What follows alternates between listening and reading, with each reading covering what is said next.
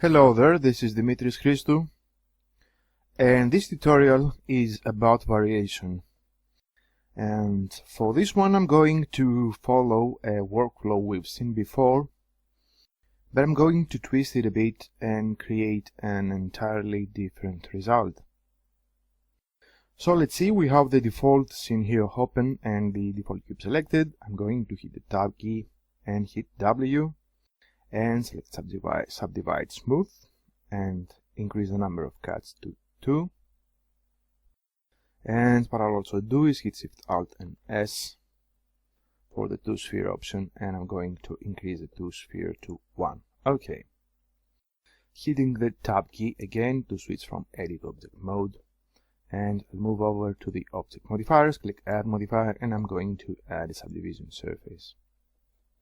I'll also, under the shading option here, I'm going to click smooth to smoothen up my sphere. Now I'll move to the material options, click this little sphere for the materials. We have the material, I'm going to call this one 1, and bring the specular density down. Let's change the diffuse color. Perhaps before doing that, I'm going to change the cycles render. Okay. Click use nodes, and we have the diffuse BSDF material. The color is set to white, and this is exactly how we want it to be. I'll hit Shift D and X and create a copy of the first sphere. For this one we want an entirely new material, so I'm going to click this little 2 here and change the name of this one to 2, and this is a first material. I'll just change the diffuse color. Let's make it a nice bright red at about here. And if you want to see the different color for the sphere, click the viewport color, okay, the sampler, and okay. Now Shift D once more for a new sphere, well, it's actually a cube, and X, let's move the copy on the X-axis. And for this one we want a third material. I'm going to call this one 3. Alright, and change the diffuse color. Let's make it nice blue at about here. Okay, and again I'm doing this so we can see the material in the viewport. We have our particles here ready. I'm going to hold down the Shift key, select them all, hit 1 on my numeric keypad for the front ortho view, hit Z and Z to grab and move them on the Z axis. Let's move them down. Okay, while those 3 guys here are selected, I'll hit Ctrl and Z to group them into a group named group. Okay, I'll now hit Shift A and add a mesoplane. I'll hit the tab key and S to scale my plane up, and again I'm scaling my objects usually in edit mode, so I'm not affecting the actual size. It always stays to 1. So I've subdivided my plane here. I'll hit W and select subdivide, and let's increase the number of cuts. Let's set it, and I think we're good at about here. Okay, let's see. We have 144 vertices, and I'm going to subdivide it once more.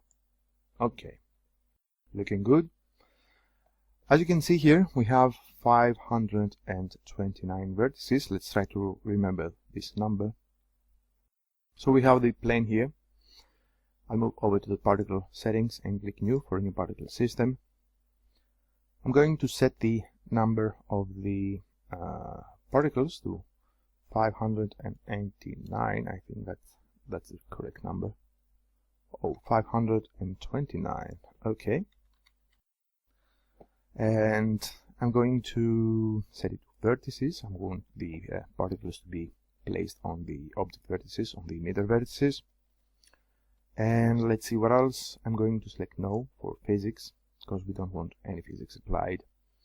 And the start and end will set to 1. And I'll also increase the lifetime. Let's set it up to, say, 600 frames. Okay.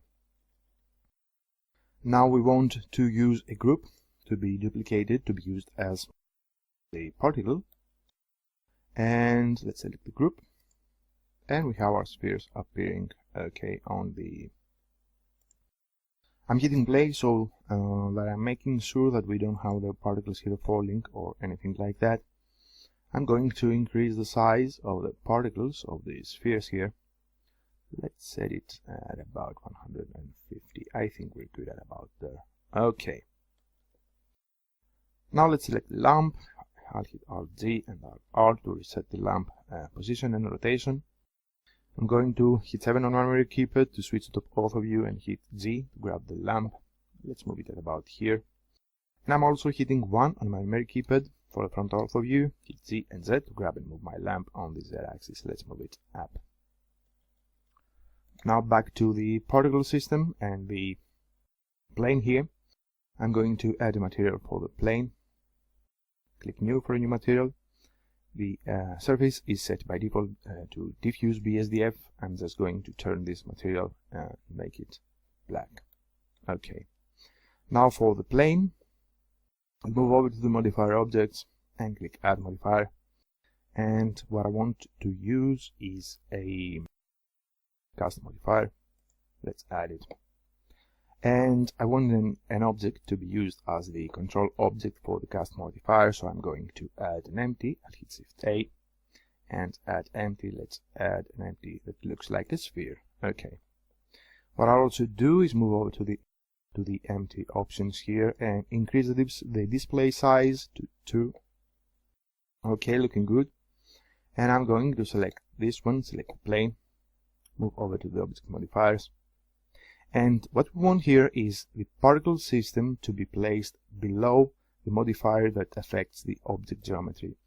And that is because we want the cast modifier, for example, here to affect the geometry, and then the particle system will position the particles wherever our vertices are, and our vertices will be affected by the modifiers. So I'm moving the cast modifier up, and as you can see, we're now having the modifier taking place and then the particle system applied. Okay, looking good. I'm going to use a control object to be the empty, and you can see our empty right here. What I'll do now is hit 1 on my memory keypad. Let's take a good look, and I'm going to hit Z and Z, grab and move my empty on the Z axis. Okay, and you can see now what the empty does to our plane. I'm going to change the settings a bit, selecting the plane, and I'm over the cast modifier.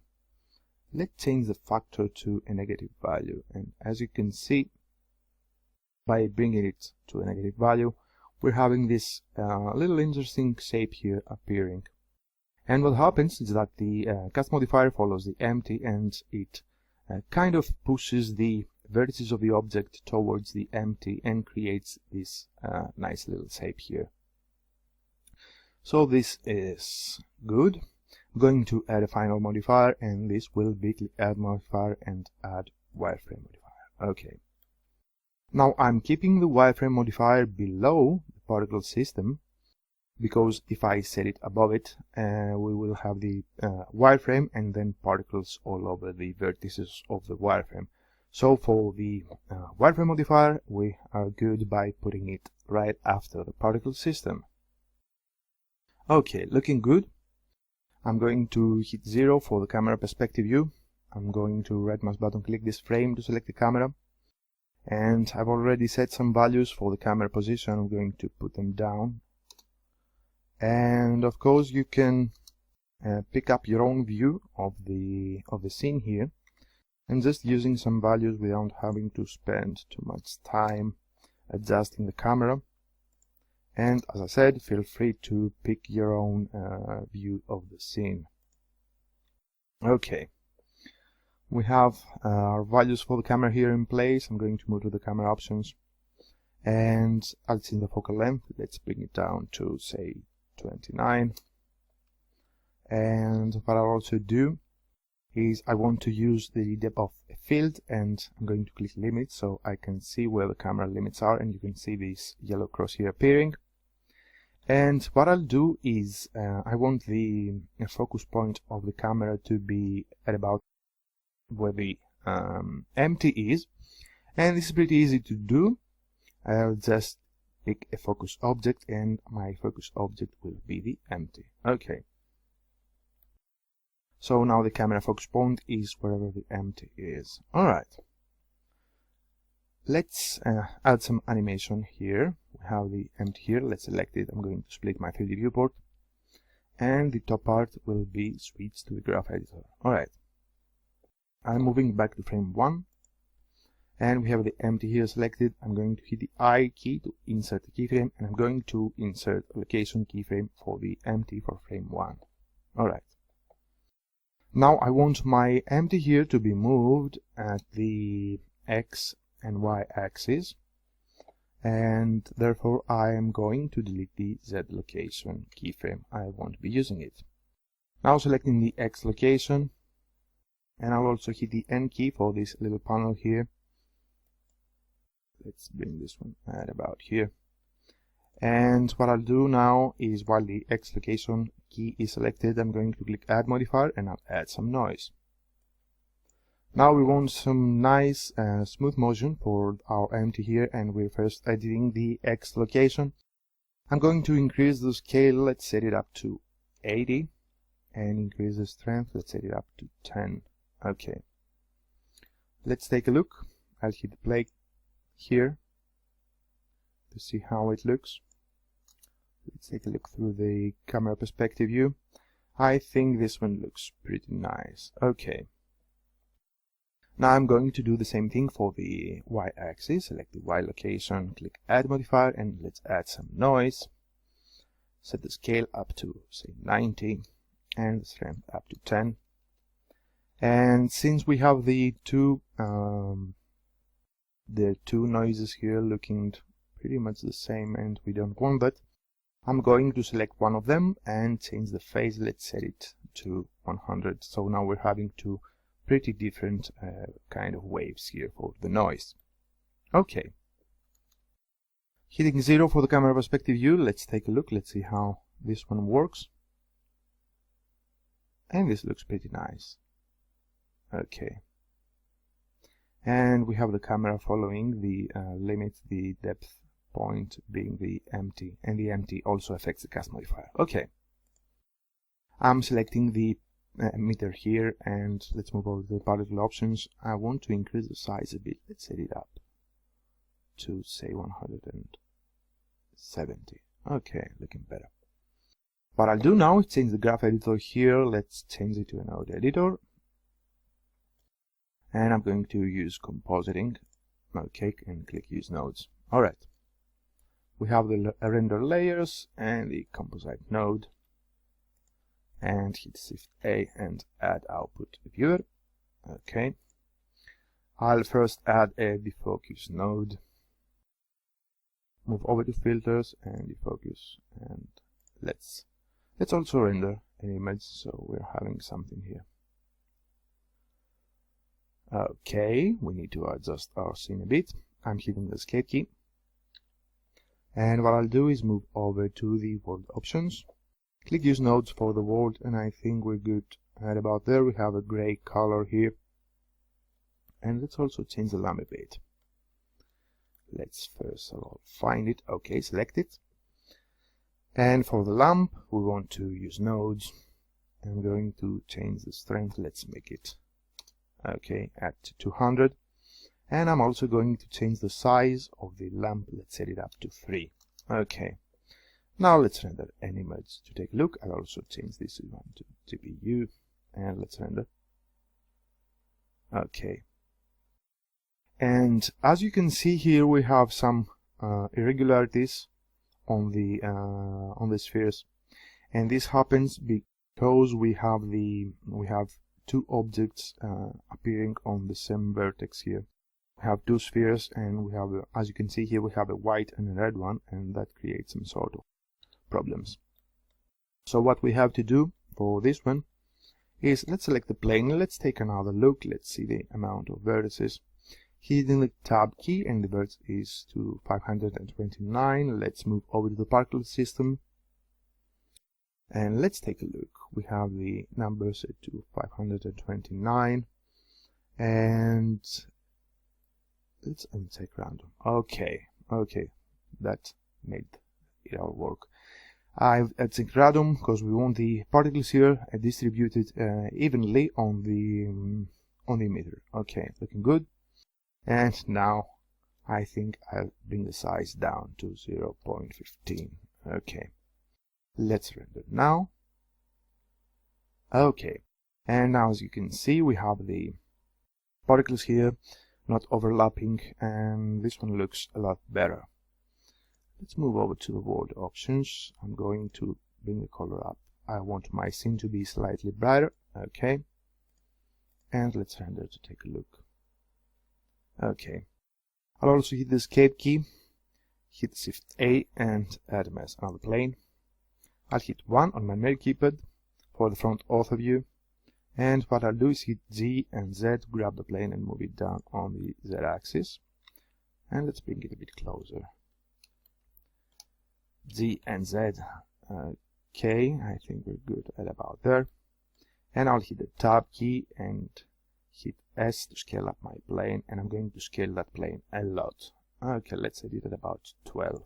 Okay, hitting the Tab key again, and now let's render an image to take a look. Okay, let's move over to the lamp options. Okay, and I'll increase the strength, let's set it up to 300. Alright, one more time, let's render. Okay, looking good. Now I'm hitting the escape key. We have the defocus node here in place. I'll take the Z value from the render layers and make it an input for the defocus node. And now what I'll also add is Shift A and let's add filter, a glare node. And I'm going to use the glare node for a simple fog glow effect. Let's also take backdrop. And let's also feed the viewer. And I want to render another one. Let's bring this one up a bit. I want my scene to be brighter. Okay. Okay, looking good. Let's fix the focus node here. I won't use a preview, and I'll also use the Z buffer. And let's take a good look. And now I'll bring the f-stop value down. Let's set it down to say 12. Okay, looking good. And what I also want to do is increase the sampling because I'm having too much noise here. Let's set it up to 50. Okay, let's render.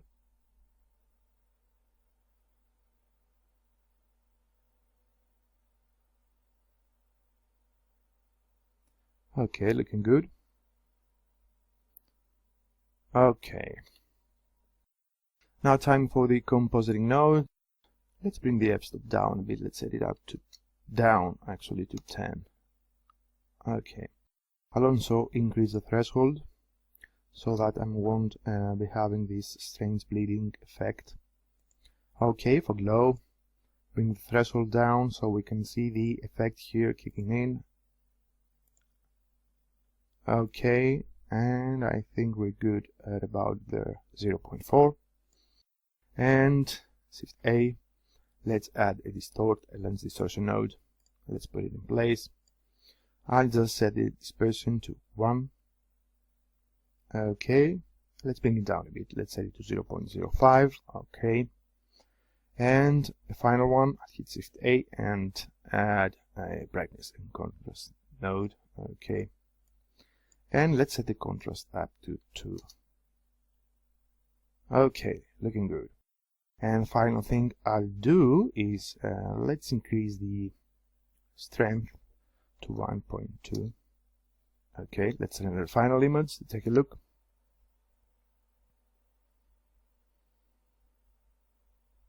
And this is how it looks. I'll be rendering some videos for you guys to see. This looks pretty interesting. And as I said before, we've used this workflow before at a previous video tutorial. But this time around, as you can see, we're creating an entirely different result. So this is it. This is Dimitris Christou, and thanks for watching.